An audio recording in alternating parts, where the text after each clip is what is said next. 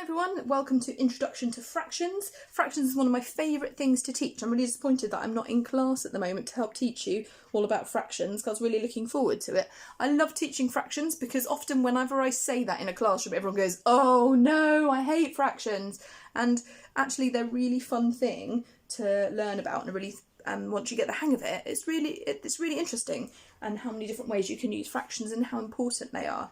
Now, a fraction is a way of describing part of a whole. Now, that whole can be one object that's been divided up into different things, or it could be a group of objects. If you look at these counters, that is also divided up as well. So that's what we are going to be investigating today. So I'm going to start by giving you a demonstration and an introduction to some of the words that we'll be using when we're talking about fractions. This is just an introduction to fractions. I'm not going to be doing anything too complicated, just so that you really understand the basics of what a fraction is. So let's have a look at what I've got under this plate here. Oh, a delicious whole bar of chocolate. Yum, my favourite. So here we have a whole. When we're talking about fractions, we're talking about how we break this up into its different equal parts. That word is important, that equal parts, because fractions, you know, they're tricky, but they like one rule, and the one rule is that everyone has to have the same size piece, so they are very, very fair. So I'm going to introduce you to some of the words, and you've got two numbers or two digits that make up a fraction. We've got a number that sits underneath this line and a number that sits on top of this line. Now the bottom number I've written in green to try and help you, because the denominator is really like smashing things up. And I know somebody else who's green that likes smashing things up, and that is the Incredible Hulk. And he really likes smashing things up. So when you think of the denominator, the number, you've got to think of the Incredible Hulk, and he comes along and he smashes everything up into pieces. And now here, if you have a look at what the Incredible Hulk has done, he has broken the chocolate up into, let me have a look, check. He has broken it into 6 pieces. Therefore, the denominator is going to be 6. Thank you, Hulk. That was very handy. It's like, oh, it's going to be back later for more breaking things. Okay, so when the denominator tells you how many pieces your whatever your whole has been broken into, and in our case it is 6 pieces. So we know that we're looking at a denominator of 6, and now we need to know what the numerator is. And the numerator flies up above and comes in and is the one that chooses how many, so I've got Captain America for this, chooses how many pieces out of the 6 pieces are going to be picked together. Now he's not greedy, he's just going to take 1. And when he's taken 1, he's taken 1 out of a possible 6. So our denominator is 6 and our numerator is 1. And we can write that in that way to understand what's been going on. And this, because it's got a 1 on it as the numerator, is called a unit fraction. All unit fractions have 1 as a numerator. That means we've taken 1 piece out of all of that altogether. Now, this is just looking at 6, but I've got a sentence or a couple of sentences which you can use to help you remember how to write these fractions. So I'm going to put those in there. Might have to move Cat down a little bit with his piece of chocolate. Okay, so I want you to read this sentence with me. We're going to fill this in. When we're looking at the whole, a way of describing our fractions, the whole has been divided into 6 equal parts. Each part is 1/6 of the whole. So Cap here has 1/6, but if I took this piece, this is also 1/6 as well. And this is 1/6, and this is 1/6, and this is 1/6, and this is 1/6. Each part of this whole represents 1/6. Now if Cap had 2 pieces, then we would have to change that numerator, but he's only got 1 piece. Now it doesn't matter whether he took this piece or this piece, he still only has 1/6 of the whole.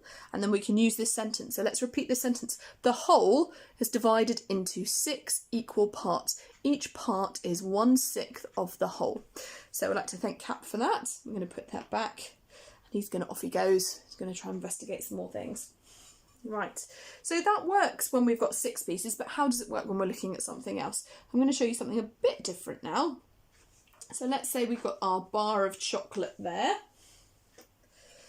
Okay, we've got our bar of chocolate, and we're going to get rid of these for a minute. And we're just going to clean off those because we're starting again. Because this is where fractions can get a little bit trickier. So we've got our whole again.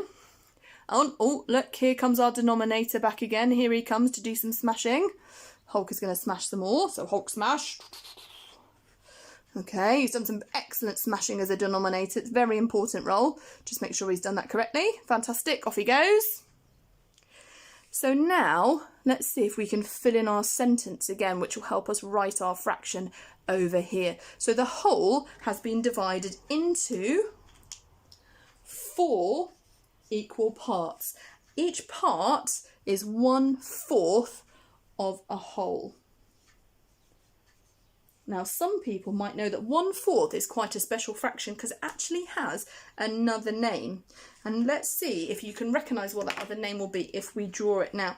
Again, let's write the denominator here.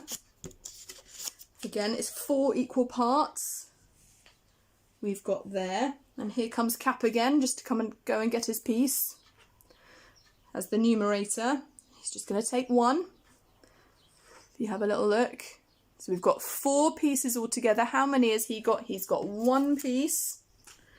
See if I can find my post-its. 1 piece, and he's got 1/4. Does anybody know the other name that we have for that fraction? Because 1/4 isn't wrong, but we can also call 1/4 1/4. And this might be why some people find fractions quite tricky, because when we're talking about unit fractions and when we're talking about that idea of different fractions, the first 4 fractions that we look at are quite tricky. So I'm going to just move this to one side, and I'm going to leave Cap to go and enjoy his chocolate over here. Hopefully he'll save me some for later. Okay, so here we have some of the ways of writing those different fractions. In fact, let's do this.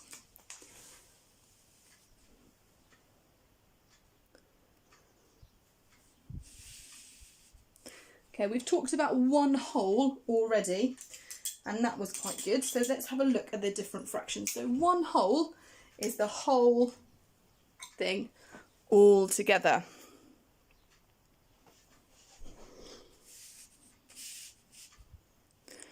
We've got our 1/2 all together. And then we have, when it's broken, when the denominator is broken into 2 pieces, and we've got 2 as a denominator, we don't call it tooths, but actually they're called 1/2. Each of these is called 1/2.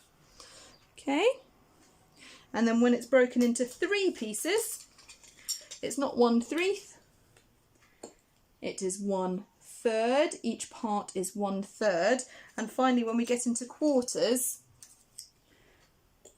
when we get 4th, again, 4ths does kind of work. I would give you a mark if you wrote 4ths on a test, but here we call them quarters. Okay, after you've done these first few fractions, the pattern is a bit easier. So 1/5, 6th, 7th, 8th, 9th, and 10th. But those first few ones, a whole, half, third, and quarter, are quite tricky words that you will need to remember when you're describing those different fractions. Okay, all of these, if you had one part of them, would be a unit fraction, one part of the whole. Each of these, so in this case, that's a quarter, that's a quarter, that's a quarter, and that's a quarter. Each of these is one of those. Each of these is a third.